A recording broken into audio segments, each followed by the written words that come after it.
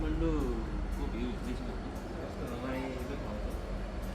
बुढानीकण्ठमा अलिकति माथि हाइट छ, हलिडे इन रेसोर्टबाट हेर्दाखेरि ओहो कस्तो मजाको धरारा पनि त्यहाँ माथि देखिरहेको छ।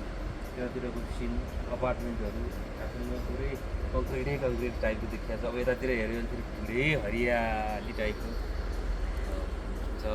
यता त पुरै माथि त जङ्गलै जङ्गल हेऱ्यो भने कस्तो मजाको जङ्गल हेर नि त्यहाँ त्यो होइन, हेर्दाखेरि पनि कस्तो आनन्द लाग्ने टाइपको। यहाँ फेरि अर्को पनि बनिरहेको छ जस्तो यसो हेर्दाखेरि। त्यहाँ गुम्बा छ, धेरै रमाइलो ठाउँहरू छ नजिकै। अनि काठमाडौँबाट मौसमको हिसाबले पनि शीतल, त्यहाँ अलिकति गर्मी जस्तो हुन्छ, यहाँ आउँदाखेरि चाहिँ एकदम शीतल पनि महसुस हुँदो रहेछ। जे होस्, काठमाडौँबाट एकदमै नजिकको डेस्टिनेसनमा यो पनि एउटा राम्रो ठाउँ रहेछ।